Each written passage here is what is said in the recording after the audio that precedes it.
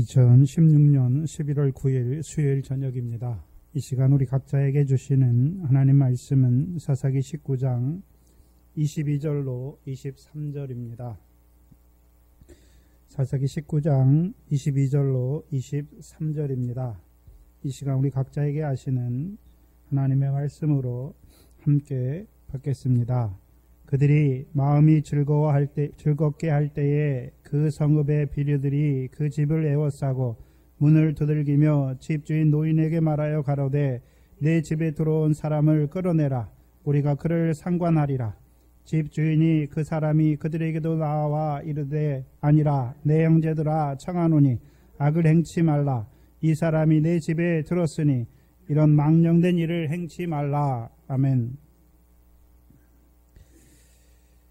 이 19장은 특별히 이 베냐민의 한 성읍인 기브아를 통해서 하나님께서 이루어 가시는 역사를 우리에게 보여주십니다.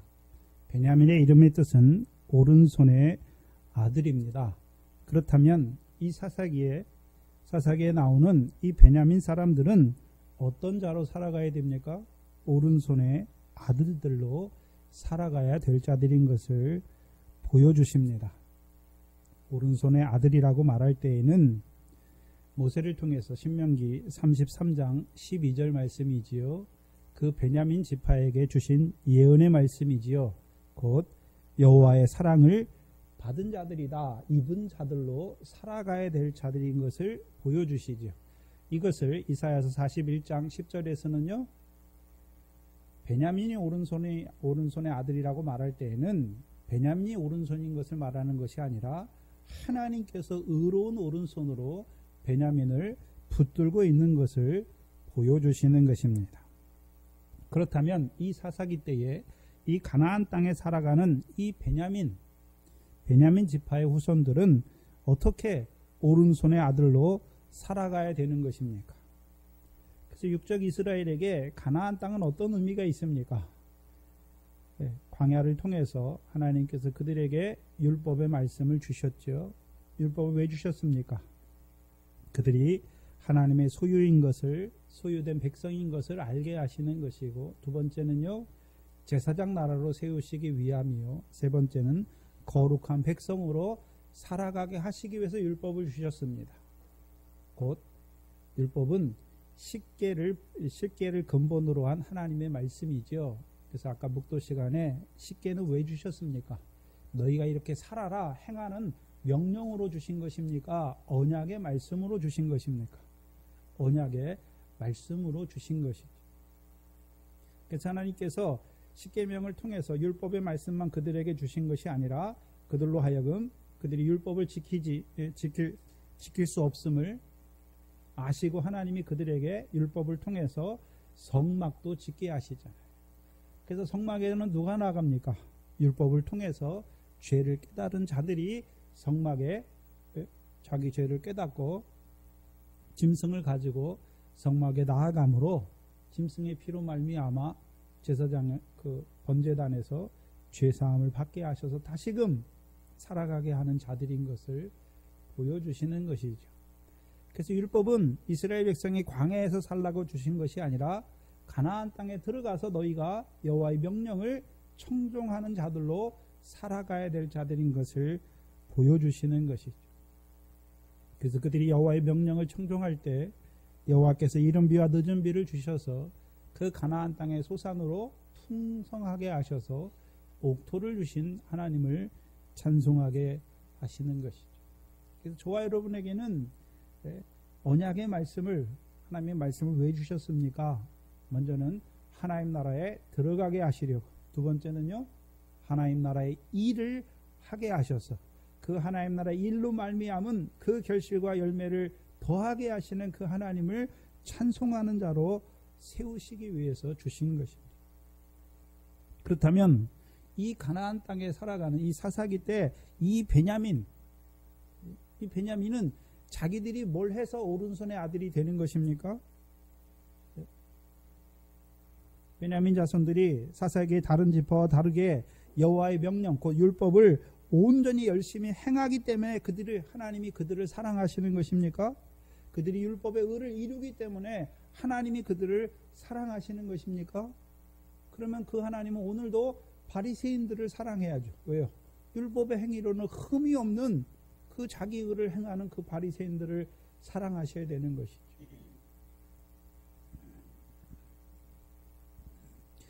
율법을 주신 것은 율법으로 죄를 깨닫게 하시기 위해서 주신 것이지 율법의 행위로는 의롭다함을 얻지 못하는 것이죠.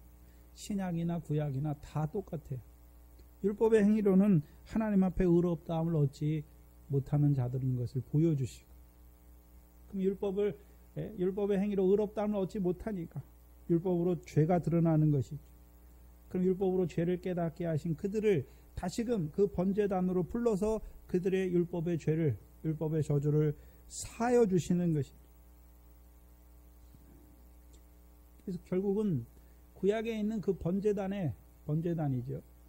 그래서 애굽에서 피를 문설주에 바르는 것하고 율법을 받은 백성들에게 율법으로 죄를 깨닫게 하셔서 다시금 그 죄를 깨닫는 자들이 하나님의 번제단 앞에 성막에 나와서 번제단 앞에 나옴으로 말미암아 그 율법의 저주에서 속량받게 하시는 하나님의 예표적인 그림자로 보여주셨죠. 곧 율법의 저주에서 속량하시는 그리스도로 말미암아 의롭다함을 받는 것이죠. 구약이나 신약이나. 그래서 베냐민이라 할 때는 야곱을 통해서 주신 이름이죠.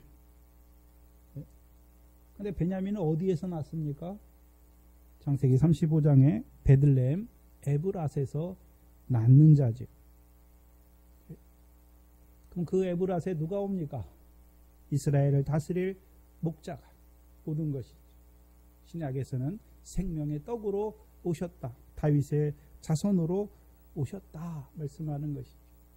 그래서 베냐민이라고 할 때는 자기들이 오른손의 아들이 되어지는 것이 아니라 하나님이 그들을 의로운 오른손으로 붙드셔서, 그렇죠? 오른손의 아들로 세워주시는 것이죠. 어떻게 붙드십니까? 어떻게 붙드십니까?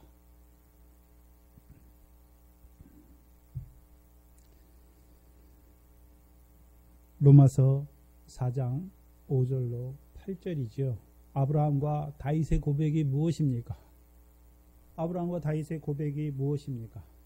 경건치 아니한 우리를 의롭다 하시는 하나님을 믿는 믿음입니다. 그럼 다윗을 통해서 다윗의 행복이 무엇입니까? 우리의 불법을 사하심 받고 우리의 죄가 가리우심을 받는 것이 행복한 자다 말씀하여 주신 것이죠. 그래서 오늘도 하나님이 이스라엘 백성과 함께 하시는데 어떻게 함께 하십니까? 어떻게 함께 하시나요? 출애굽기 34장입니다.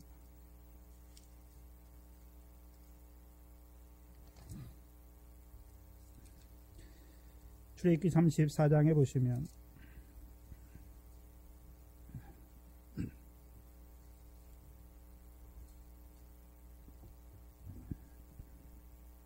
출애굽기 34장 5절 6절입니다.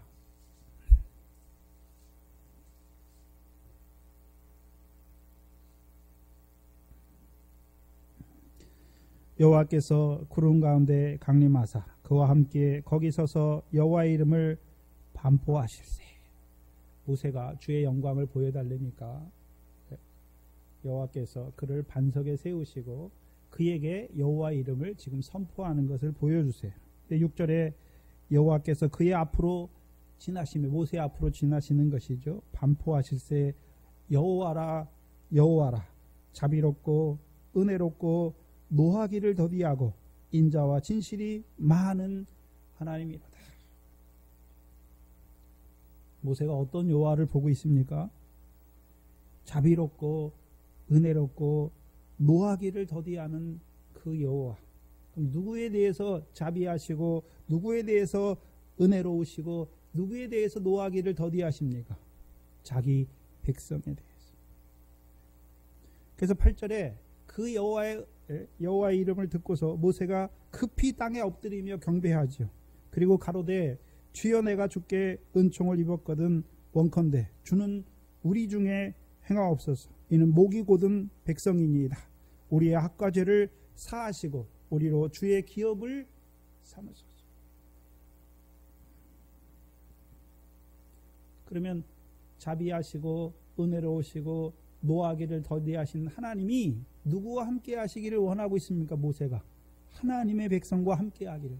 근데 그 하나님의 백성의 특징이 무엇입니까? 목이 곧은 백성이에요.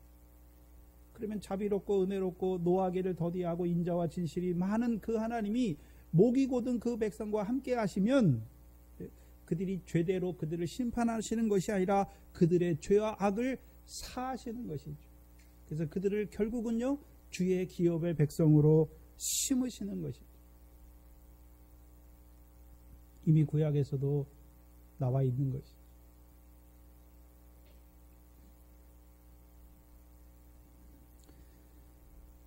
그래서 베냐민은 자기들이 잘해서 여호와의 사랑을 입는 것이 아니라 야곱을 통해 주신 이름, 그렇죠? 택하심을 따라되는 것이 하나님의 되는 하나님의 뜻이 행위로 말미암지 않고 부르시는 이로 말미암아 서는 거예요. 우리가 뭘 하기 때문에 하나님 앞에 뭘 하기 때문에 하나님이 우리를 사랑하시는 것이 아니라 부르시는 거예요.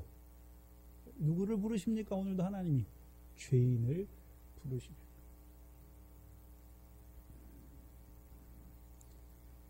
누구 안에서 부르십니까?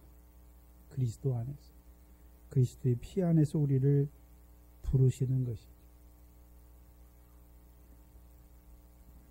그래서 이 베냐민 지파는 자기들이 뭘 해서 하나님 앞에 의롭다함을 받는 것이 아니라 그 야곱을 통해서 주신 예언의 말씀을 통해서 오늘도 그 하나님께서 자기들을 의로운 오른손으로 붙드실 것을 바라보는 자로 살아가야 돼요. 가나안 땅에서. 그게 에브라시예요.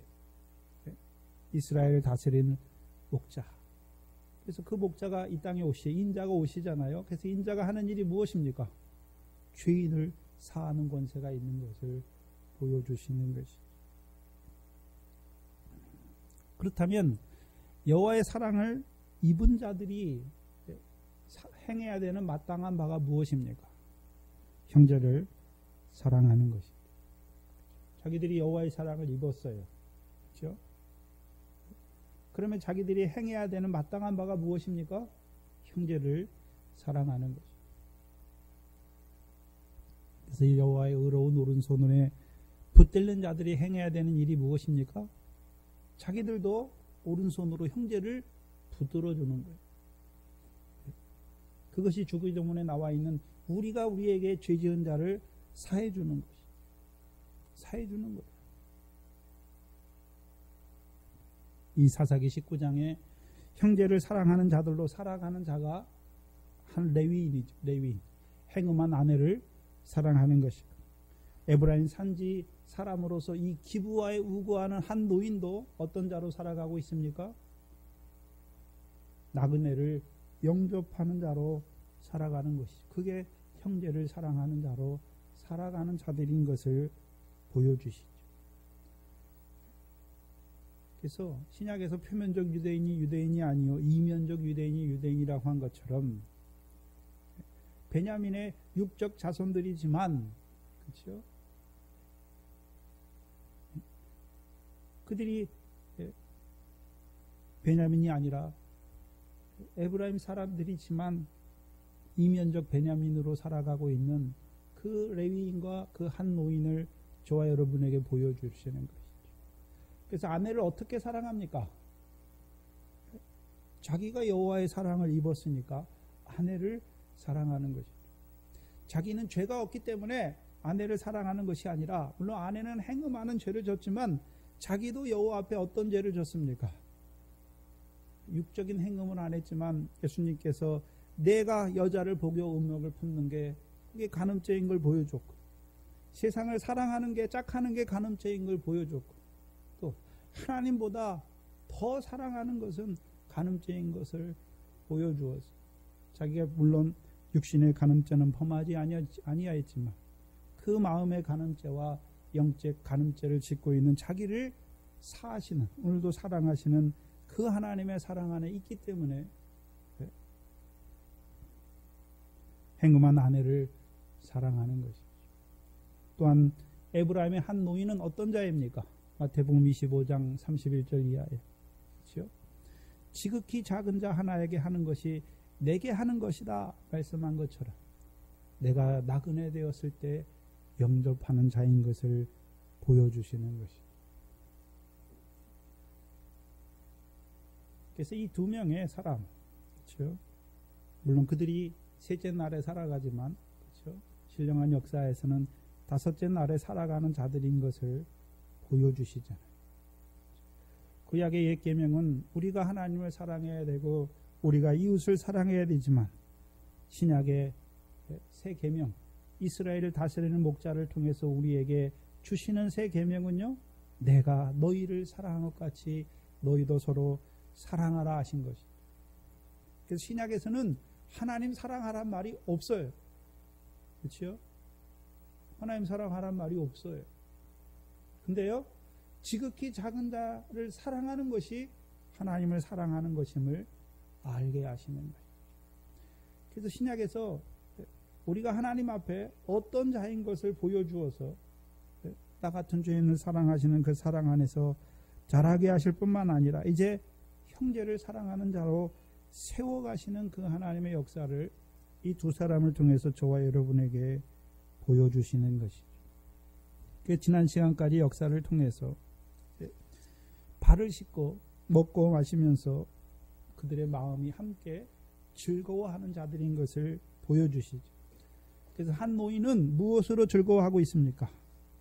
나그네를 영접함으로, 그렇죠? 창세로부터 예비된 나라를 상속하는 그 삶을 살게 하시는 하나님으로 말미암아 기뻐하는 자이고, 한 레위인은요, 베들레헴에서 생명의 떡을 먹고 아내를 사랑하는 그 열매 맺는 하나님의 나라와 의를 이루어가는 자기에게 하나님께서 한 노인을 통하여 모든 것을 더하시는 그 기쁨 아래서 서로 마음이 즐거운 것이죠. 그래서 교회가 해야 되는 일이 무엇입니까? 사랑하는 거예요. 사랑하는 거예요. 그럼 형제를 사랑할 때, 그렇죠? 사랑하는 자들도 기뻐요. 왜 기쁩니까?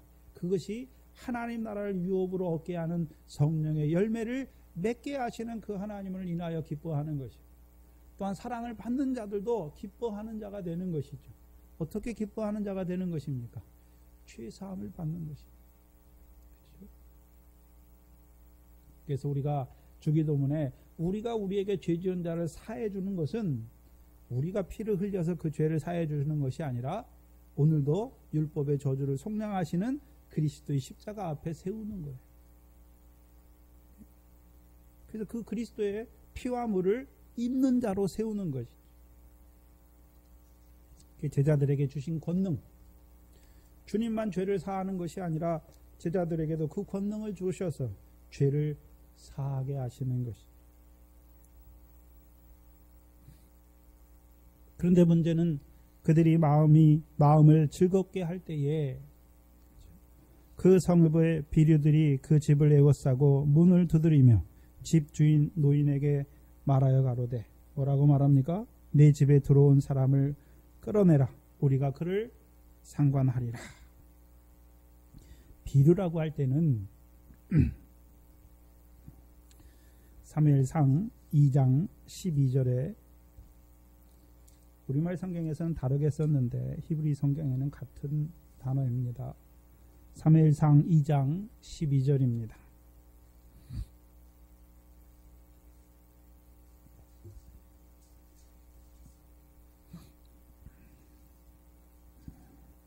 이 장 12절에 엘리의 아들들은 불량자라.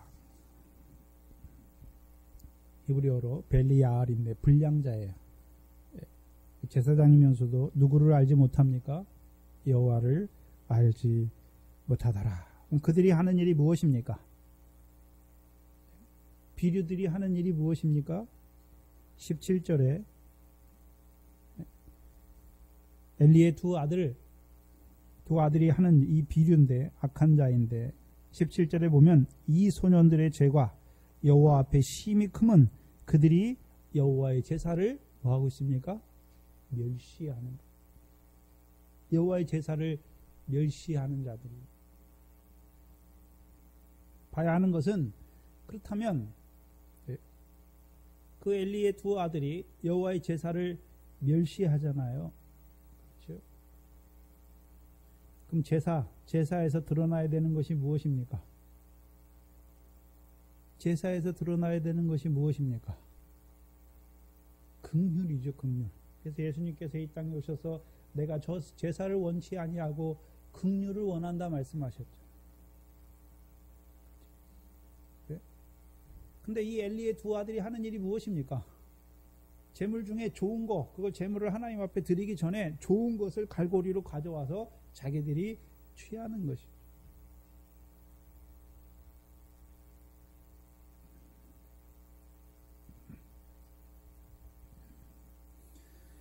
그렇다면 왜 비류라고 말합니까?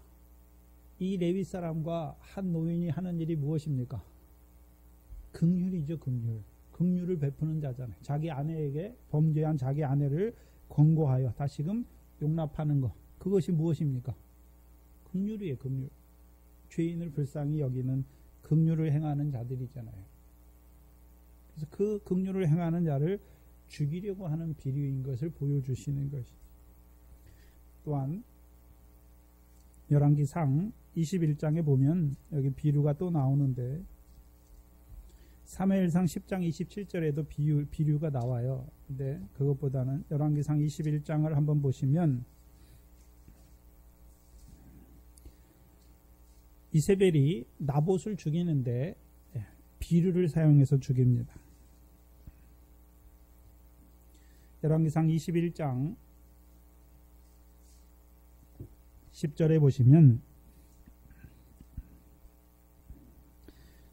비류 두 사람을 그 앞에 마주 앉히고 나발 앞에 마주 앉히는 것이죠. 저에게 대하여, 나발에게 대하여 증거하기를 네가 하나님과 왕을 저주하였다 하게 하고 곧 저를 끌고 나가서 돌로 쳐 죽이라 하였더라. 그래서 그것이 실제로 이루어져요. 그렇죠?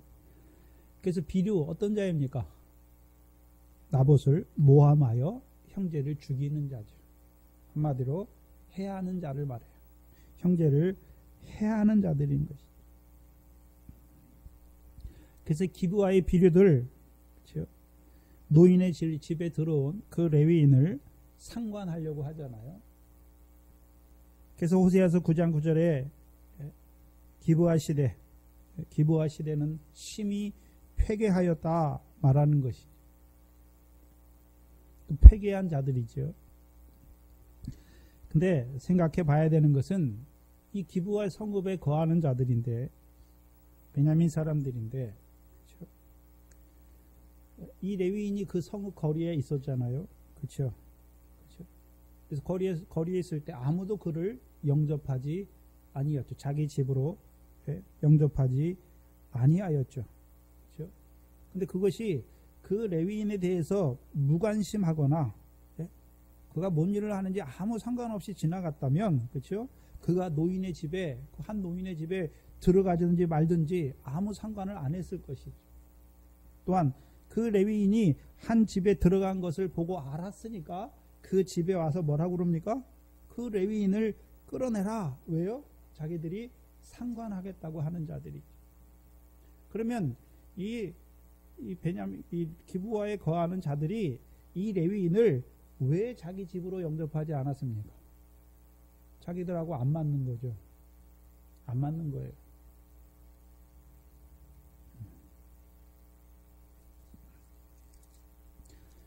그냥 레위 사람이 오든지 말든지, 자기 성읍에 어떤 사람이 오든지 말든지 상관 안 하는 것이 아니라 알고 있는 것이죠.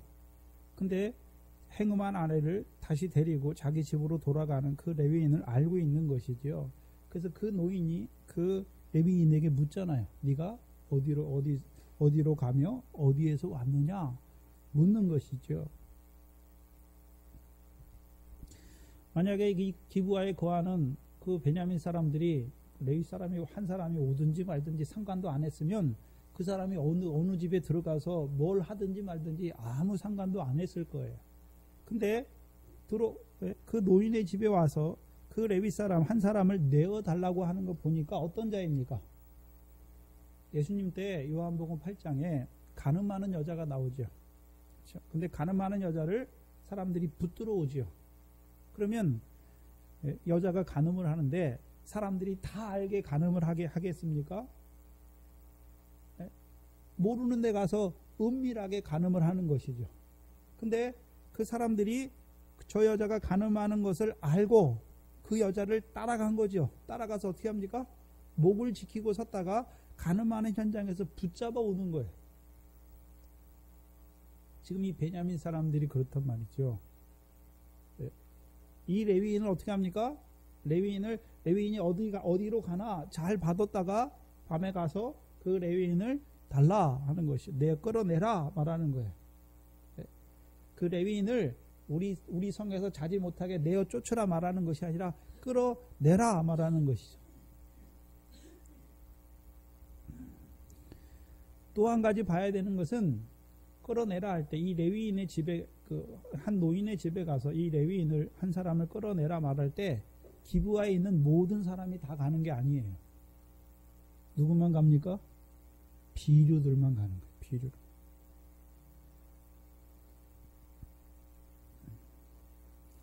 근데 우리가 이 19장을 보면 누구 때하고 비슷합니까?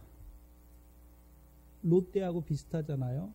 그러니까 내라 하니까 이 노인이 나가서 어떻게 합니까? 이런 형제요, 내 형제들이요, 이런 악을 행치 말라 말하고요. 내 딸과 이 첩이 있으니까 이들에게 너희 눈에 보기 좋은 대로 행하라 말하죠. 창세기 19장의 롯의 때와 비슷하죠. 창세기 19장을 보시면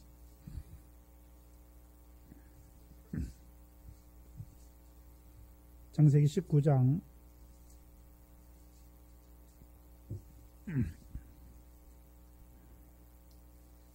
1절 이하에 보시면 날이 저물매 그 두 천사가 소돔에 이르니 마침 롯이 소돔 성문에 앉았다가 그들을 보고 일어나 영접하고 땅에 엎드려 절하여 가로되 내 주여 돌이켜 종의 집으로 들어와 발을 씻고 주무시고 일찍이 일어나 길을 가소서. 그들이 가로되 아니라 우리가 거리에서 경야하리라. 롯이 간청하매 그제야 돌이켜 그 집으로 들어오는지라. 롯이 그들을 위하여 식탁을 베풀고 무교병을 구우니 그들이 먹으니라. 그들이 눕기 전에 그 성사람 곧 소돔 백성들이 물론 노소하고 사방에서 다 모여 그 집을 에워싸고 롯을 부르고 그에게 이르되 이 저녁 내게 온 사람이 어디 있느냐 이끌어내라. 우리가 그들을 상관하리라. 그렇죠? 그러니까 롯이 문 밖에 무리에게 나가서 뒤로 문을 닫고 이르되 청하노니 뭐라고 청합니까? 내 형제들아 이런 악을 행치 말라. 내게 남자를 가까이 아니한 두 딸이 있노니 청컨대 내가 그들을 너희에게로 이끌어내리니 너희 눈에 좋은 대로 그들에게 행하고 이 사람들은 내 집에 들어왔은즉 이 사람들에게는 아무 짓도 하지 말라. 이 창세기 롯데하고 비슷하잖아요 지금. 그렇죠? 그렇다면 롯데 하나님께서 롯데는 왜 그 소돔 사람들을 하나님께서 다 불로 심판했습니까? 근데 이 기브아 사람들은 하나님께서 심판하지 않죠. 그렇죠? 불과 유황 불못으로 심판하지 않아요. 왜 그렇습니까? 비류가 하는 일이에요. 기브아의 여기 창세기 19장에 소돔 사람들은 남녀노소를 비롯해서 모든 사람들이 다 와서 소돔의 집에서 이끌어내라 말하는 것이고 기브아의 때에는요 비류들이죠. 이 기브아 성읍에 사는 비류들이 이끌어내라 말하는 것이죠. 그래서 사사기 20장을 보시면 물론 이 기브아를 비롯해 베냐민 사람들이 심판을 받아요. 그런데 그들이 비류와 똑같은 행위를 했기 때문에 심판을 받는 것이 아니라 사사기 20장 12절 이하에 보시면 이스라엘 지파들이 베냐민 온 지파 사람들을 보내어 두루 행하며 이르기를 너희 중에 생긴 이 악이 어찌미뇨 그런즉 이제 기브아 사람 곧 그 비류를 우리에게 붙여서 우리로 죽여 이스라엘 중의 악을 제하여 버리게 하라. 그렇죠? 하나 베냐민 사람이, 베냐민 자손이 그 형제 이스라엘 자손의 말을 듣지 않는 것이죠. 나머지 베냐민 사람들은 그 비류처럼 행하지 않았어요. 근데 문제는 무엇입니까? 그 비류를 옹호하는 것이죠.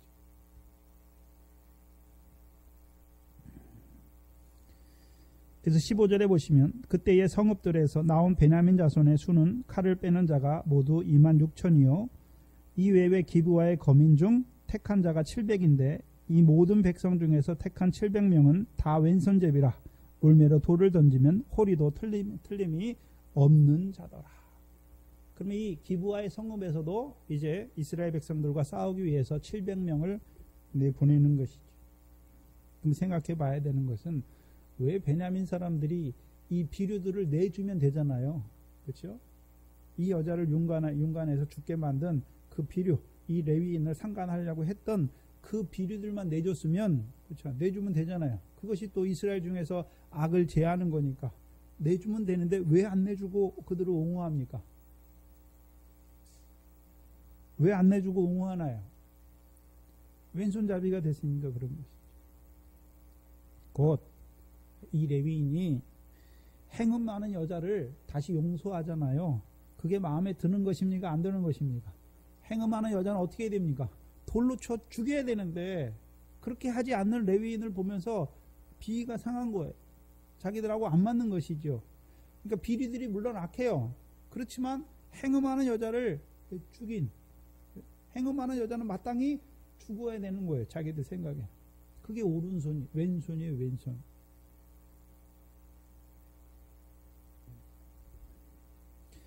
그렇다면 우리가 창세기를 보면서 이 소돔 사람들이 어떤 자들인 것을 한번 살펴봐야 되는데, 베드로후서 2장입니다.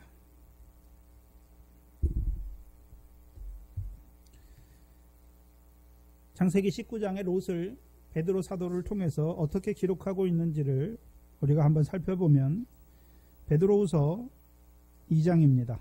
신약 385페이지입니다.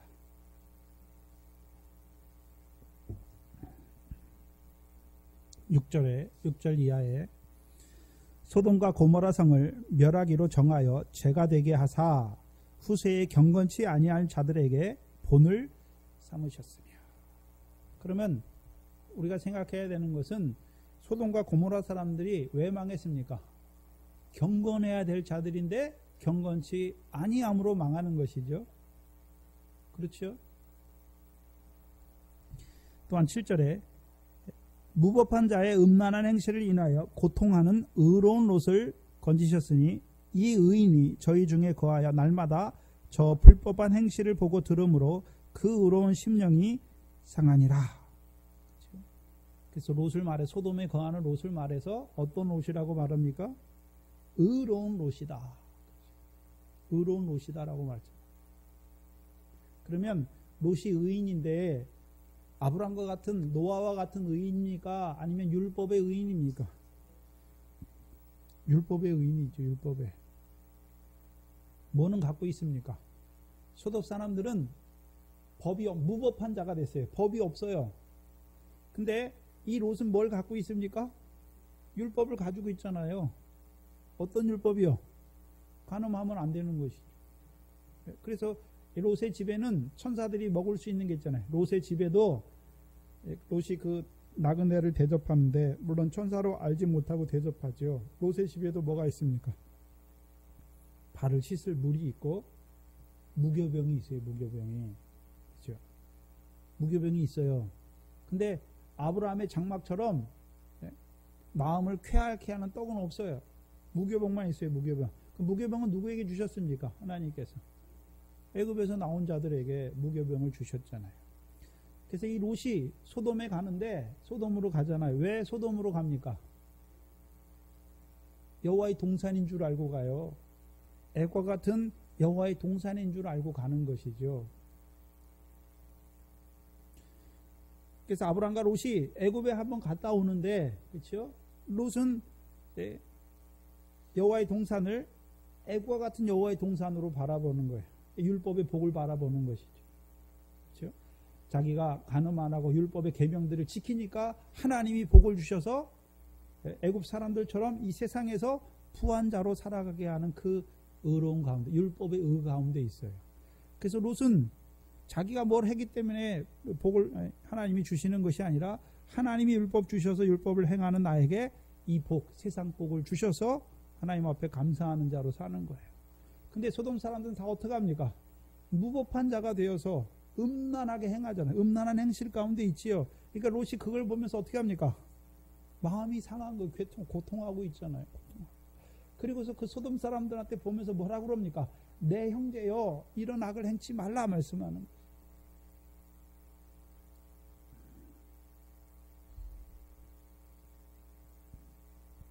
그렇다면 이 한 노인도 똑같아요. 노인도 의인이잖아요.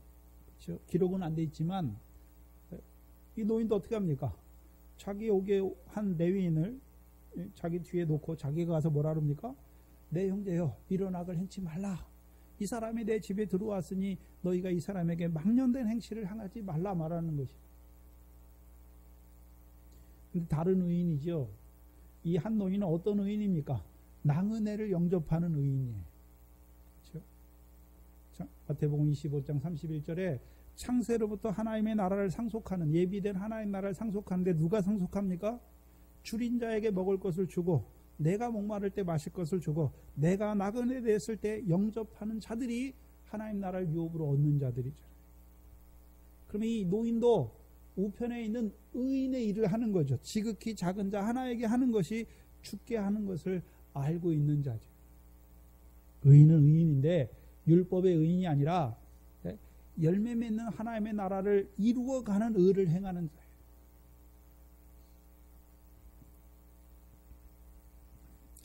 근데 베드로후서 2장 10절에 이들을 뭐라고 말씀하냐 하면 육체를 따라 더러운 정욕 가운데 행하는 자들이다. 그래서 베드로후서 2장은 노아의 때와, 그렇죠? 소돔 때 망한 자들을 보여주면서, 노아 때는 왜 망했습니까? 경건치 아니한 자의 세상, 홍수로 내려 멸망했고, 롯 때에도요, 소돔을 하나님이 경건치 아니한 자들을 불로 심판하셨죠. 특별히 소돔 때에는 더 악한 자들이 되었죠. 무법한 자의 음란한 행실까지 행하죠. 노아 때에는 어떻습니까? 하나님의 아들들인데 육체가 되니까, 여호와의 신이 떠나니까 그들의 행위가 어떤 행위입니까? 심히 패괴한 행위잖아요. 그러면 호세아 9장 9절에 이 기브아 때 사람들도 심히 패괴했다라고 말씀하세요. 하나님의 백성인데 패괴했다는 것은 이 베드로후서 2장의 구조에서는요, 육체의 더러운 정욕 가운데 행하는 자들이 된 것을 보여주시는 것이죠. 그 육체의 더러운 가운데 행하는 자들이 하는 일이 무엇입니까? 심히 패괴하고, 더 나아가서는요, 음란한 행실을 행하는 것이죠. 무법한 자의 음란한 행실을 행하는 것이고, 10절에 보시면 주관하는 일을 멸시하는 자들에게 특별히 형벌하실 줄 아느니라. 하나님이 다스리는데 하나님을 대적하는 것이고, 이들은 담대하여 고집하여 떨지 않고 누구를 회방합니까? 영광 있는 자를 회방하는 자들인 것을 보여주세요. 그래서 종합적으로 보면 이 사사기 때 기브아에 있는 이 비류들은 어떤 자들입니까?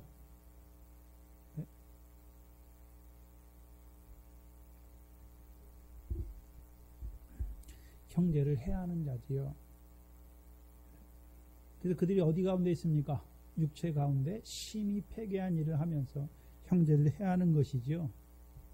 그것을 베드로후서 2장에서 정욕 가운데 행하는 자들이고 영광 있는 자를 회방하는 자들로 살아가고 있는 것을 보여주시는 거예요.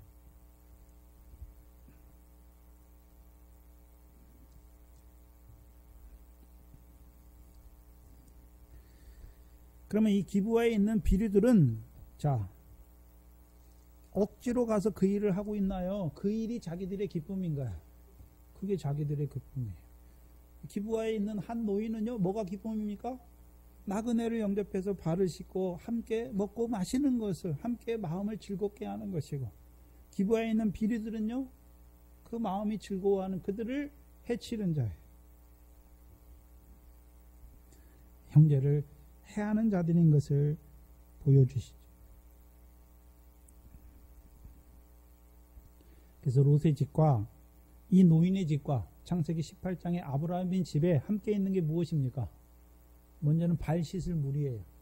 발 씻을 물이 있잖아요. 그렇죠? 발 씻을 물이 있고, 아브라함의 집에는 뭐도 있습니까? 롯의 집에는 무교봉밖에 없고, 그렇죠? 근데 롯의 집에는 왜 무교봉밖에 없습니까? 가나안 땅에 안 들어갔으니 못 들어갔으니까. 가나안 땅에 들어가면 이제 무교병만 있습니까? 하나님께서 미래 곡식도 주시고 포도에 무화과도 주시고, 그렇죠? 살찐 송아지도 잡는 것이고 우유와 버터도 있는 것이죠.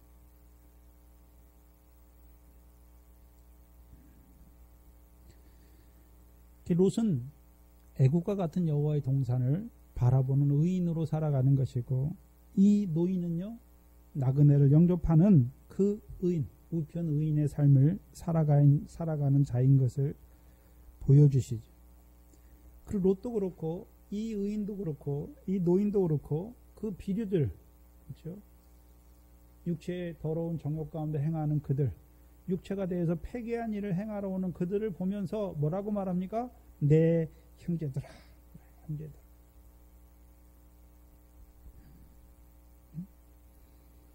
23절에 집주인이 그 사람이 그들에게로 나와서 이르되 내 형제들아 청하노니 악을 행치 말라. 봐야 되는 것은 비류를 보면서도 뭐라고 말합니까? 내 형제들아 말하지. 형제라고 말할 때는, 그렇죠? 이 사람이 발을 씻을 물을 가지고 있는데 어떤 발을 씻습니까? 누구의 발을 씻는 자입니까? 요한복음 13장에 이미 목욕한 자는 뭐밖에 씻을 필요가 없습니까? 발밖에 씻을 필요가 없는 것을 보고 있는 것이죠.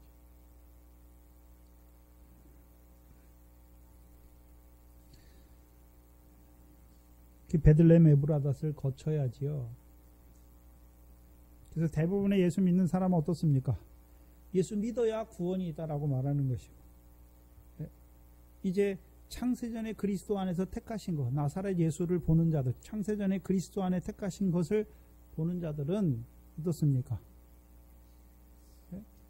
이 세상에서 구원이 이루어지는 것이 아니라 이미 창세전에 그리스도 안에서 우리를 아들의 영으로 택하시는 것을 보는 것이죠.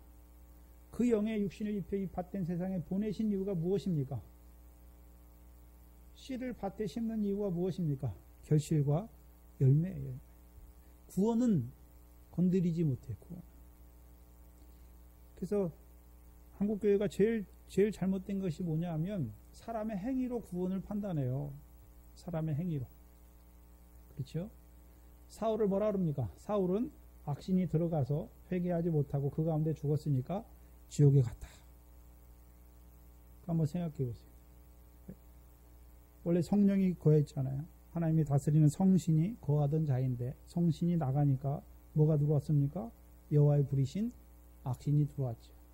그것을 고린도전서 5장 5절에 사도 바울이 간음을 행하는 자를, 이런 자를 간음을 행했는데 그들을 처음부터 내치는 게 아니라 회개하라고 말씀했는데도 불구하고 회개치 아니하고 그것을 고집하는 자를, 이런 자를 내가 사단에게 내어 주었다라고 말하죠. 악한 자에게 내어 주었다는 것이죠. 그럼 악한 자가 하는 일이 무엇입니까? 육신은 멸하고 그의 영은 주 예수의 날에 뭐가 있습니까? 구원이 있어요.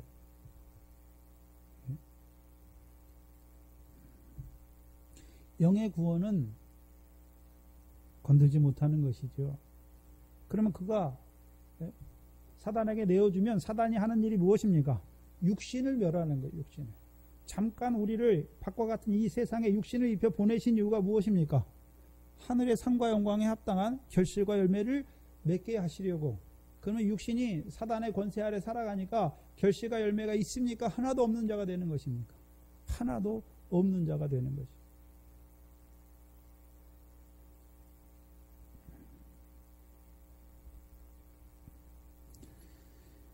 이 사람, 이 한 노인은 발 씻을 물을 가지고 있어요. 그래서 이미 목욕한 자들이, 하나님이 이미 목욕시킨 자들이 누군 줄 아는 것이지. 보고 있으니까 그 비류, 육체의 더러운 정욕 가운데 행하는 그들 있잖아요. 신이 떠났잖아요. 육체가 된 자들, 그 육체 가운데 행하는 하나님의 백성들을 보면서도 뭐라 그럽니까? 내 형제더라 말하는 것이죠. 그리고 그들에게 이 악을 행치 말라 말하는 것입니다. 그렇다면 여기서 말하는 악은 단순히 개인 차원의 악을 행하는 것을 말하는 것이 아니라 형제를 행하는 그 악을 행치 말라 말하는 것이죠. 그 형제는 어떤 형제입니까? 행음한 아내를 사랑하는 형제죠. 마태복음 12장을 한번 보시면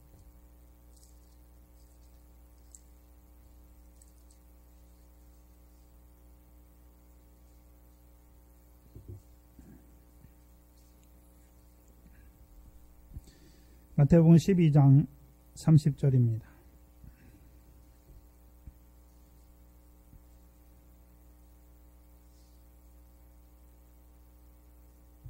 마태복음 12장 30절을 보시면 나와 함께 아니하는 자는 나를 반대하는 자요 나와 함께 모으지 아니하는 자는 해치는 자다. 그럼 이걸 거꾸로 한번 생각해 보시면 나와 함께 하는 자는 어떤 자입니까? 그 22절부터 29절까지 봐야지요. 예수님께서 이 땅에 하시는 일이 무엇입니까? 성령으로 귀신을 쫓아내게 해서 그 귀신이 나간 자에게 뭐가 임하게 하는 것입니까? 하나님의 나라가 임하게 하는 것이죠. 그러면 그리스도와 함께한 자들, 지금 예수 그리스도 나와 함께하는 자들은 어떤 자가 됩니까? 성령으로 말미암아 귀신을 쫓아내게 함으로 그에게 뭐가 임합니까? 하나님의 나라가 임하는 것이죠. 그러면 반대하는 자는요? 하나님의 나라가 임하지 못하는 것이죠. 또한 두 번째는 나와 함께 모으는 자다 말씀하지요. 뭘 모읍니까? 마태복음 3장 12절에 세례요한을 통해서 나는 물로 세례를 주거니와 내 뒤에 오시는 이는 나보다 능력이 많으시니 그는 성령과 불로 너희에게 세례를 주실 것이요 키를 들고 자기 타작마당을 정하게 하사 뭘 모으십니까? 알곡을 모아 창고에 곳간에 들인다 말씀하죠. 그럼 성령 세례를 주실 뿐만 아니라 성령 세례 주심으로 하나님 나라가 임하게 하는 것이고, 하나님 나라가 임하게만 하십니까? 이제 비유의 말씀을 주셔서, 새 언약의 말씀을 주셔서 100배, 60배, 30배 결실하게 하는 것이죠. 그래서 저와 여러분이 그리스도와 함께하면 첫 번째요, 성령을 따라 나서 하나님 나라 백성으로 살아가는 거예요. 그렇죠?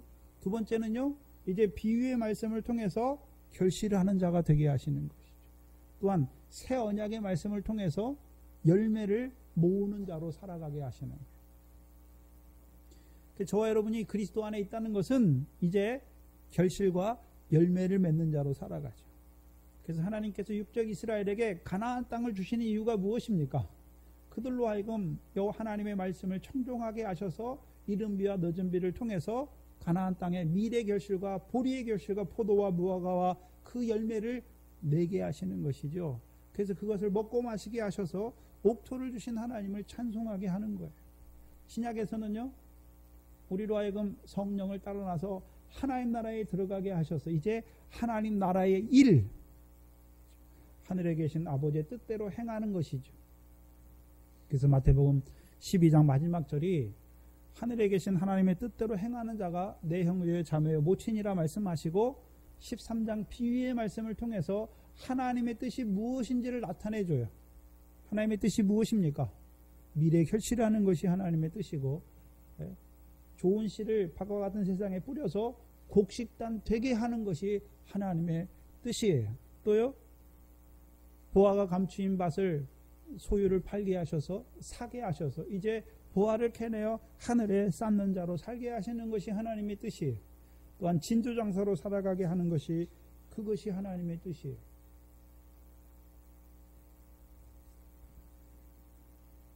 저와 여러분이 이 세상 가운데 살잖아요. 그럼 이 세상에서 뭐나 육신으로 살아간 날 동안에 뭐나 더 주시기 위해서 잘 살고 잘 먹고 살게, 오래 살게 하시려고 우리를 부르신 것이 아니라, 우리로 하여금 이 땅에 살아가는데 하나님 나라 안에서 그 하나님의 나라의 일을 하는 자로 살아가게 하시는 거죠. 그래서 미래 결실의 내용이 뭡니까? 세상 염려, 재래 유혹 하지 말고 하나님의 나라와 의를 이루어가는 자로 살아가게 하시는 거죠. 그게 하나님이 원하시는 거예요. 썩어지고 더러워지고 쇠해지는 그것 쫓아 살지 말고 썩지 않고 더럽지 않고 쇠하지 아니하는 하늘의 기업을 잇는 자로 살아가게 하시는 것입니다. 더 나아가서는요, 형제를 사랑하게 하셔서 그 성령의 열매를 맺는 자로 살아가게 하시는 것입니다.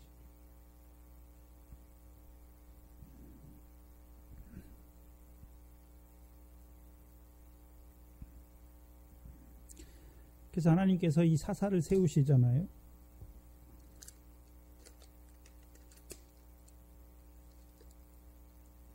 사사를 세우시는데 사사를 통해 이루시는 일은 두 가지로 나누죠. 두 가지. 첫 번째요.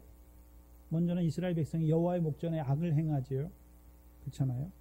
악을 행하는 이스라엘을 하나님께서 대적의 손에 붙이시죠. 그래서 재앙을 괴롭게 하세요. 그리고서 하나님이 누구를 세우십니까? 사사를 세우셔죠. 사사를 세우시는 이유가 무엇입니까? 사사를 세우시는 이유가 무엇입니까? 여호와의 목전에 죄와 악을 행하는 그들을 벌하기 위해서 세우시는 것입니까? 죄와 악을 깨닫게 하셔서 죄와 악을 사하시는 여호와, 은혜롭고 자비롭고 은혜로우신 그 여호와와 함께하는 자로 세우는 것입니까? 여호와와 함께하는 자로 세우는 거예요. 우리는 목이 곧지만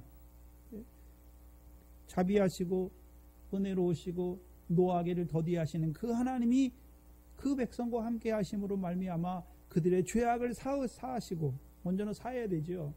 두 번째는요, 대적을 물리쳐 주셔서 그들을 주의 기업의 백성으로 삼으시는 것이. 그래서 기드온을 통해서 가장 잘 나타나잖아요. 예? 이스라엘 백성이 여호와의 목전에 악을 행해요. 바알과 아세라를 섬기잖아요. 그래서 기드온이 하는 일이 무엇입니까? 아비의 집에 있는 바알의 상과 아세라 상을 찍어서 불태우잖아요. 그러니까 백성들이 기드온을 죽이려고 할 때 그 기드온의 아버지가 뭐랍니까? 바알이 참신이면 자기 상을 깨뜨린 것을 바알이 싸워야 될 것이 아니냐. 누가 바알을 위해서 쟁론하느냐. 여룻바알이죠. 여룻바알. 바알이 참신이 아닌 것을 드러내 주는 거예요. 그럼 누구만 참신입니까? 여호와잖아요. 그러면 자기들이 바알을 섬겼던 그것이 자기들의 죄인 것을 깨닫게 하셔서 이제 죄악을 사하시는 여호와 앞에 나아가는 자로 만드는 것이고, 그것만 합니까? 이제 기드온이 나팔을 통해서 그 대적 미디안을 물리쳐 주어서 이스라엘 백성의 땅에 뭐가 임하게 합니까? 태평이 임하게 하는 것이죠. 그럼 태평이 임하면 그 기드온 때 므낫세 백성들이 씨를 뿌리면 이제 어떤 자가 됩니까? 결실하는 자가 되는 것이죠. 그래서 사사들을 세우신 목적도 똑같아요. 먼저는요, 죄와 악을 사하시는 여호와와 함께하는 자로 세우시는 것이고, 이제 그들에게 미디안 대적을 물리쳐 주셔서 여호와와 함께 미래 결실을 모으는 자로 세워가시는 것이죠. 그래서 모은다고 할 때는 어떤 자들이 되었습니까? 이스라엘 백성이 옥토가 되었어요. 그래서 옥토가 되게 하신 그 하나님을 찬송하는 자로 세우는 것이죠. 그러면 이 레위인은 어떤 자입니까? 행음하는 아내를 사랑하는 자지요. 그럼 사랑은 성령의 열매니까 뭘 모으는 자입니까? 하나님 나라를 유업으로 얻게 하는 열매를 모으는 자예요. 모으는 자. 우리에게 성령 세례 주셔서 오늘도 키를 들고 자기의 타작 마당을 정하게 하시는 이유가 무엇입니까? 우리를 알곡되게 하시는 것. 우리로 하여금 열매를 맺는 자들로 세워서 그 열매를 모아서 곳간에 들이시는 그 하나님의 역사를 우리에게 보여주시는 것이죠. 그리고서 마태복음 12장 31절에 그러므로 내가 너희에게 이르노니 사람의 모든 죄와 회방은 사하심을 얻되 성령을 회방하는 것은 사하심을 얻지 못하겠고, 또 누구든지 말로 인자를 거역하면 사하심을 얻되 누구든지 말로 성령을 거역하면 이 세상과 오는 세상에도 사하심을 얻지 못하리라. 결론이죠. 그러면 지금 성령의 열매를 모으는 아내를 사랑함으로 성령의 열매를 이루어가는 그 형제를 해하려 하는 자는 누구를? 그리스도와 함께 모으지 아니하는 자는 해치는 자를 말하죠. 그렇죠? 곧 무엇을 회방하는 자입니까? 성령을 회방하는 자인 것을 보여주시는 것이죠. 그래서 그들을 34절에 12장 34절에 독사의 자식들아 라고 말씀하는 것이죠. 무슨 역사를 이루어갑니까?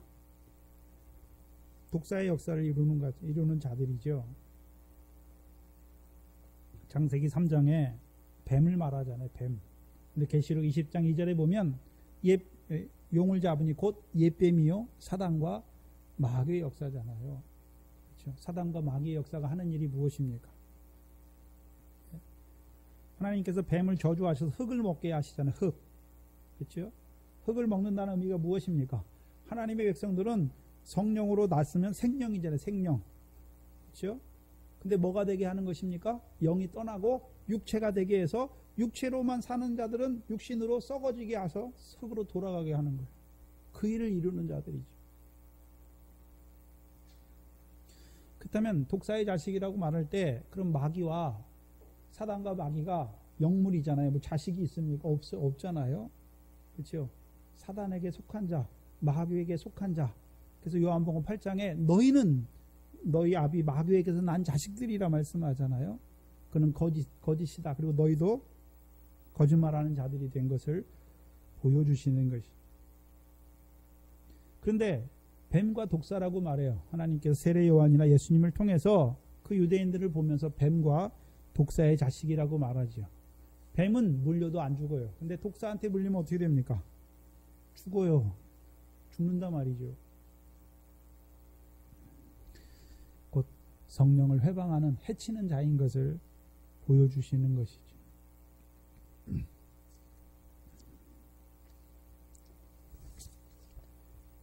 그렇다면 이 한 노인, 그렇죠? 성령을 회방하는, 그렇죠? 형제를 해치는, 사함받지 못하고 그 죄악 가운데 죽게 될 그 멸망을 자취하는 자들을 보면서 이 한 노인은 어떻게 합니까? 레위인만 아끼는 것이 아니라 자기들 그 비류들을 보면서도 내 형제라고 말하잖아요. 더러운 정욕 가운데 육체가 되어서 심히 폐기하는 것도 모자라서 이제는 더 나아가 형제를 해치는 그 일을 함으로 말미암아 성령을 회방함으로 그 죄악 가운데 멸망하게 될 그들을 보면서도 어떻게 하고 있습니까? 아끼는 거죠. 불쌍히 여기는 것이란 말이죠. 내 형제요 라고 말할 때에는 그 비류들을 보면서도 뭐합니까? 육체 가운데 폐괴해서 더러운 정욕 가운데 망한 그들을 보면서 내 형제요 라고 말하는 것이죠. 그러니까 창세기에 노아가 나오잖아요. 노아가. 그래서 노아 때 사람들이 하나님의 아들들이었는데 육체가 되잖아요. 그러니까 신이 떠나니까 폐괴한 자들이 되죠. 근데 하나님이, 그렇죠? 그 폐괴한 자들, 그럼 노아가 방주를 짓는데, 그렇죠? 그 육체 가운데 있는 자들이 그들이 방주 안 지어서 너희들 망하든지 말든지 그렇게 아무 상관도 안 하고 자기 혼자만 몰래 들어가서 방주를 짓는 것입니까? 또한 요나처럼 느느웨 백성들이 그 죄악 가운데 저들은 죄악을 졌으니까 그 가운데 망했으면 좋겠어. 하나님이 심판받았으면 좋겠어. 그런 마음으로 방주를 짓는 것입니까? 아니죠. 베드로후서 2장 5절에 하나님이 옛 세상을 용서치 아니하시고 오직 의를 전파하는 노아와 노아 식구들의 생명을 보존하신 것이죠. 노아가 한 일이 무엇입니까? 의를 전파하는 거예요. 하나님이 물로 세상을 심판할 것을 보여주심으로 말입니다. 육체 가운데 행하는 그 죄를 돌이키기를 전파하는 자가 된 것이죠. 또한 예수님과 바리새인도, 세례 요한도 바리새인과 서기관을 보면서 늘 뱀들아 독사의 새끼들아 말하죠. 책망하고 저주하고 화를 바랍니다. 왜 화와 저주를 바라는 것입니까? 화 받아서 저주 받아서 저주를 받으란 말입니까? 너희가 지금 아브라함의 자손이면서도 화와 저주를 자취하는 자리에 있으니까 돌이키란 말입니까? 돌이키라는 것이에요. 그래서 마태복음 3장에 너희가 속으로 아브라함 자손이라 말하지 말라. 하나님이 이 돌들로도 능히 아브라함의 자손이 되게 할 것이다. 회개하고 회개에 합당한 열매를 맺어라 말하는 것이. 왜요? 세례요한 때는 인자를 거역하는 자들이 됐으니까. 인자를 거역하는 것은 사함을 받을 수 있어요. 그러나 더 나아가서 이제 성령을 회방하는 자가 되면 어떻게 됩니까? 그래서 마지막에 독사의 자식들아 어떻게 지옥의 판결을 피하겠느냐 말하는 것이죠. 지옥을 말할 때는 죽어서 가는 지옥을 말하는 게 아니에요. 꺼지지 않는 불, 지옥 불이에요. 꺼지지 않는 불을 말하는 것이죠. 사단에게 내어 주는 자가 되었단 말이죠. 한국교회의 가장 잘못된 것이 무엇입니까? 화와 저주를 너무 쉽게 말해요. 너무 쉽게. 그래서 옛날에는 안 믿는 남편은 마귀 새끼다 말해죠. 예?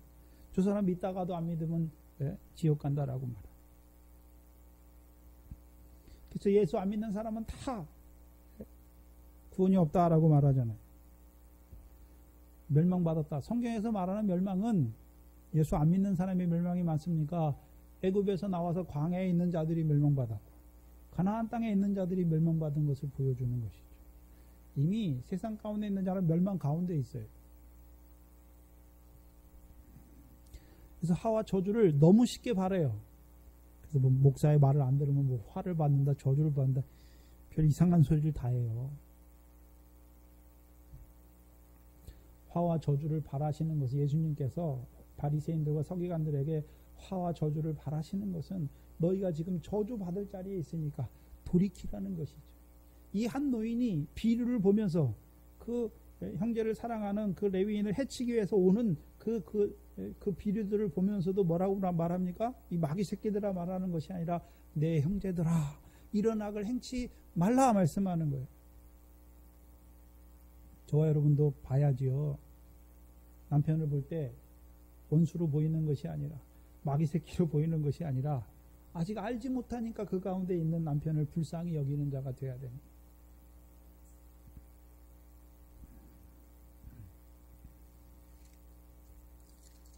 자, 육체의 더러운 정욕 가운데 육체 가운데 폐기한 육체 가운데 있는 자가 더러운 정욕 가운데 있는 자가 폐기하는 행위를 하는 게 당연한 거예요.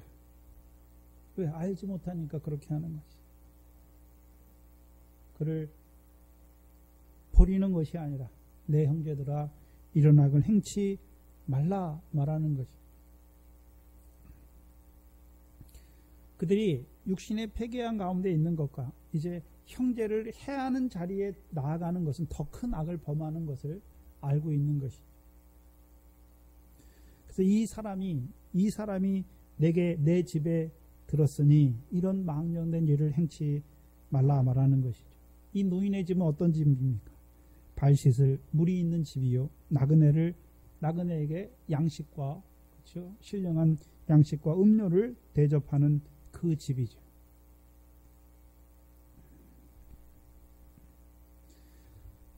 또한 그 나그네만 대접하는 것이 아니라 그렇죠? 특별히 베냐민 자손들이면서도 비류가 되어 더러운 정욕 가운데 있는 자들을 버리지 아니하고 그들이 돌이키기를 원하는 내 형제를 보고 그들이 돌이키기를 원하는 그 집인 것을 보여주시는 것이죠.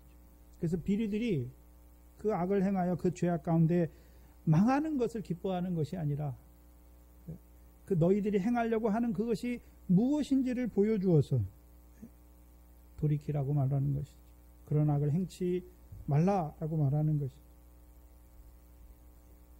또한 두 번째는 이런 망령된 일을 행하지 말라 말씀하는 것이죠. 출애굽기 20장의 10계명의 세 번째 계명이 무엇입니까? 여호와의 이름을 망령되이 일컬지 말라. 그래서 이 망령되다는 말은 여호와의 이름을 헛되이 거론하는 것이죠. 또한 거짓 맹세, 공허하게 사용한다는 것이 한마디로 신성모독을 말하는 것입니다. 그러면 이스라엘 백성의 망령된 일이 뭐냐면 창세기 34장 7절입니다.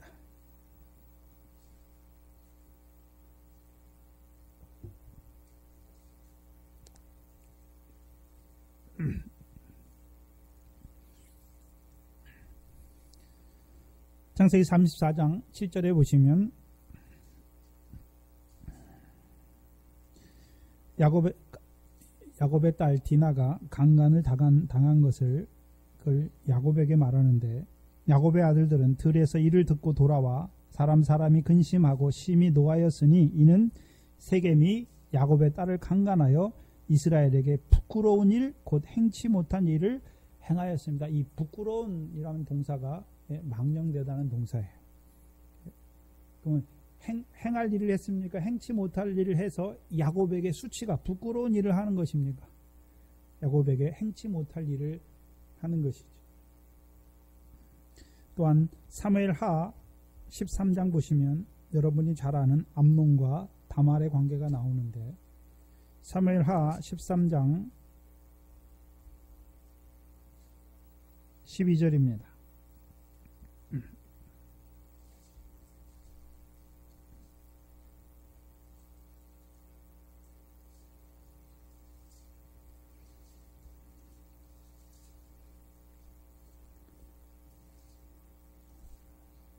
다윗의 아들 암논이 자기 여동생 다말을 붙잡고 강간하는 것이죠.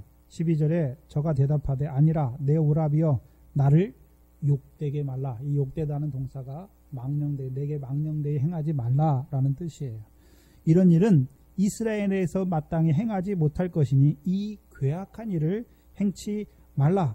내가 이 수치를 무릅쓰고 어디로 가겠느냐. 너도 이스라엘에서 괴악한 자 중 하나가 되리라 라는 것이죠.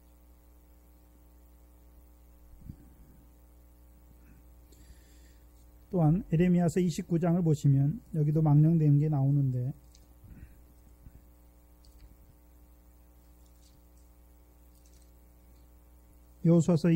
예레미야서 29장 23절입니다.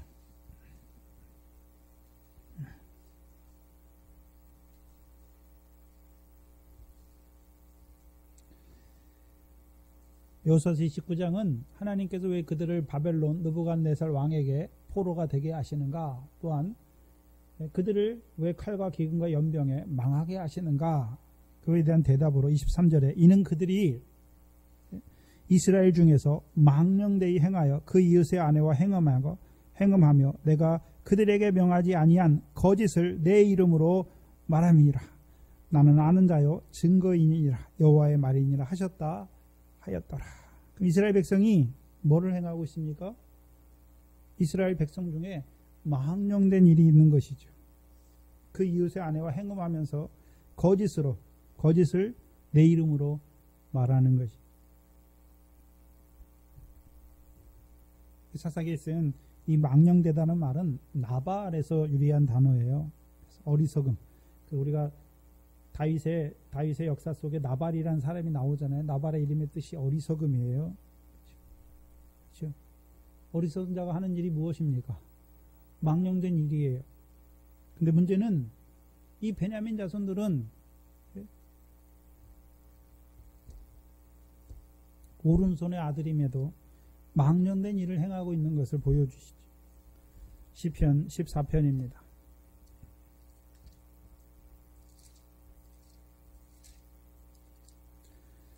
시편 14편입니다.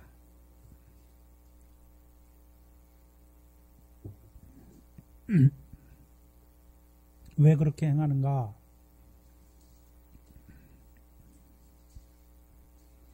왜 하나님의 백성이 망령되이 행하는가? 시편 14편 1절로 3절입니다. 어리석은 자는 그 마음에 이르기를 누가 없다 합니까? 하나님이 없다 하도다. 저희는 부패하고 소행이 가증하여 선을 행하는 자가 없도다.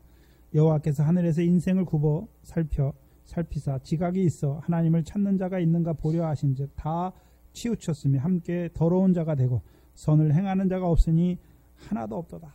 다윗의 시인데요. 다윗의 시잖아요. 그럼 다윗이 하나님 안 믿는 이방인들을 보면서 이 시를 짓습니까? 하나님의 백성이면서도 어리석어서 그 마음에 하나님이 있음을 알지 못하여 그 마음에 하나님이 없다 하여 행하는 그들을 보면서 짓고 있습니까?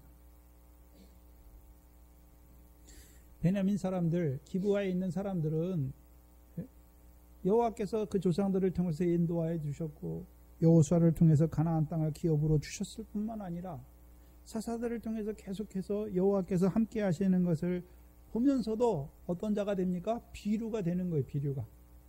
하나님이 없다 하는 자로 살아가는 것이. 결국 그 하나님이 없다 하는 자들의 행위가 무엇입니까?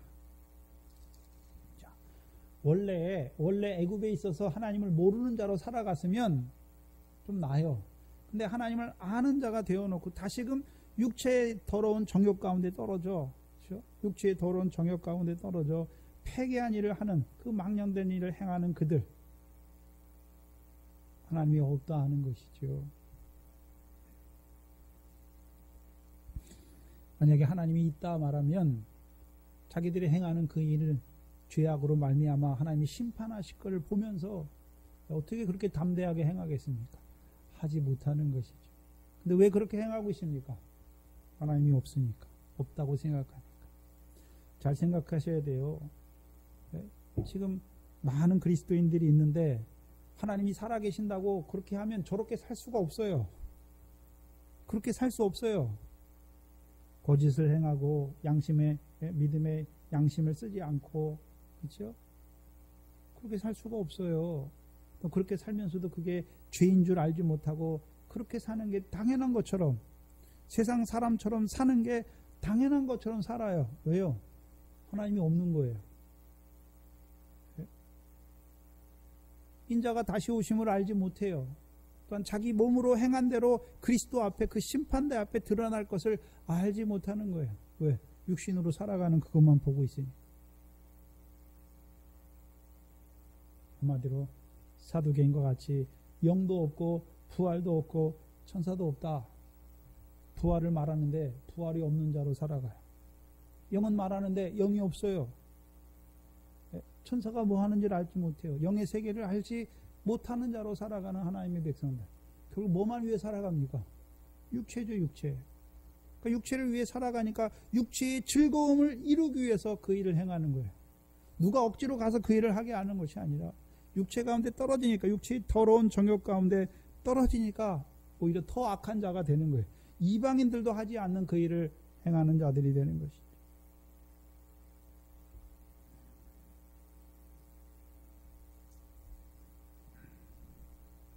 근데 문제는 그 집주인과 그 레위인이죠. 육체의 더러운 가운데 행하는 그들을 통해서 보여주시잖아요. 그러면 그 악한 자들, 비류와 같은 자들을 그들이 왔습니까? 하나님께서 보내셨습니까? 하나님께서 보내시는 걸 못 보는 거예요. 롯도 그래요. 그렇죠? 그 악한 자들, 그렇죠? 무법한 자의 음란한 행실 가운데 있는 자들이 와서 자기에게 온 사람들을 구하잖아요.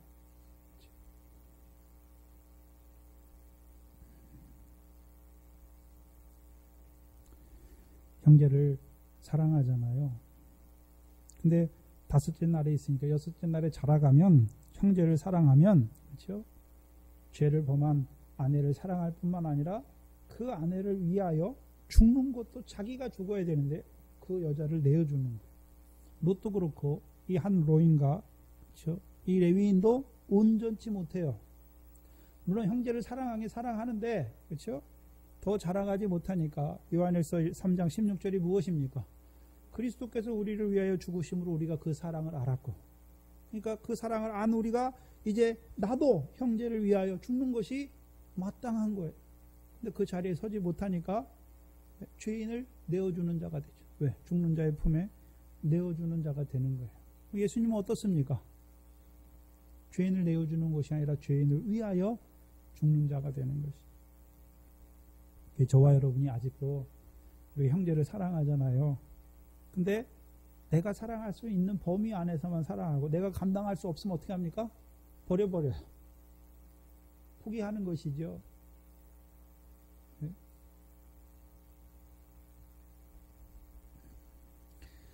그래서 다섯째 날에 있는 자들의 한계를 또한 저와 여러분에게 보여주십니다. 근데 물론 이것을 통해서 또 하나님이 이 사람들의 믿음도 자라게 하시는 것이죠. 저와 여러분이 인자의 살과 피를 먹고 살아가는 저와 여러분이 이 땅에서 해야 되는 것이 무엇입니까? 물론 형제를 사랑해야 돼요. 근데 더 자라가서는요, 형제를 위하여 죽는 것도 마땅히 여기는 그 삶을 살아가야 되는 것이 돼야 되는 것이죠. 그래서 분명히 비류가 있어요. 악을 행하고 망령되이 행하고 해하려는 자가 있어요. 그 해하려는 자에게 끌려나가면 어떻게 됩니까? 의를 인하여 핍박을 받는 것이고 죽는 자가 되는 것이죠. 그것을 알지 못하니까 오히려 내어주는 자가 되는 것이죠.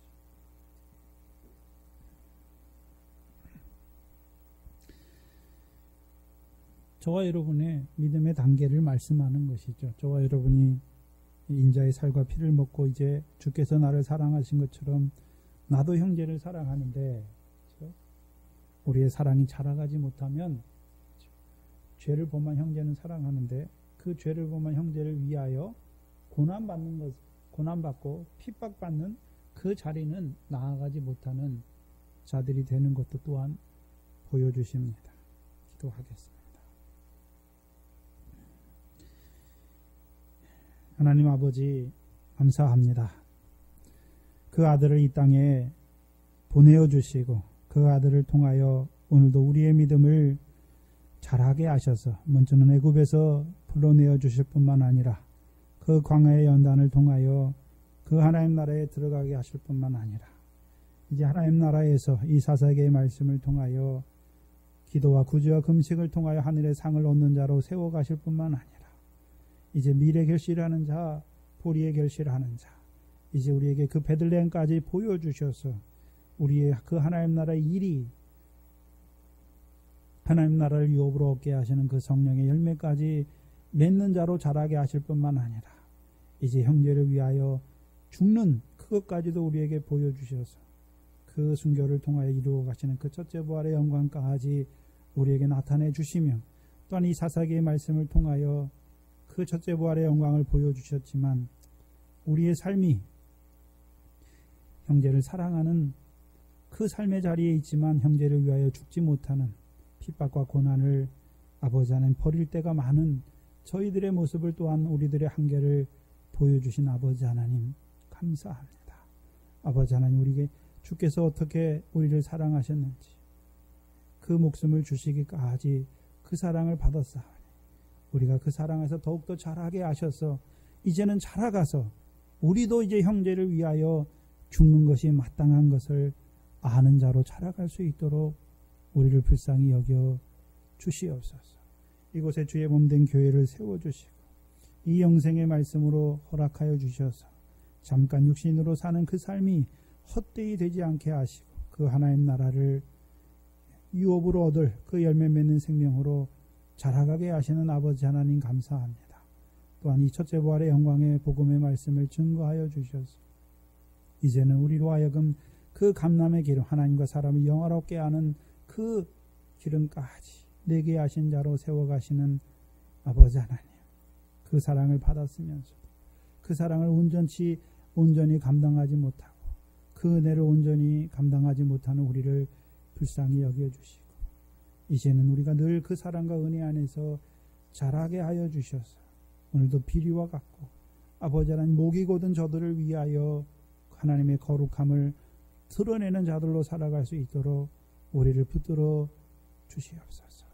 감사함이 예수님의 이름으로 기도하옵나이다. 아멘.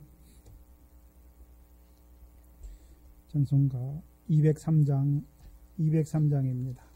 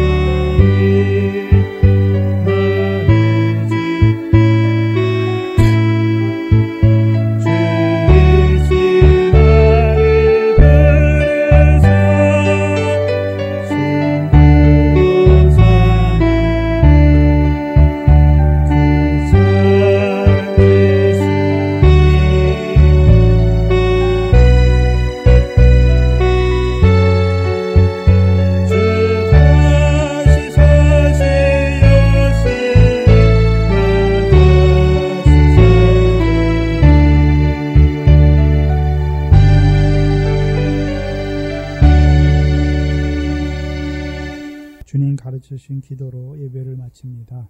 하늘에 계신 우리 아버지여, 이름이 거룩히 여김을 받으시오며 나라의 임하옵시며 뜻이 하늘에서 이룬 것 같이 땅에서도 이루어지이다.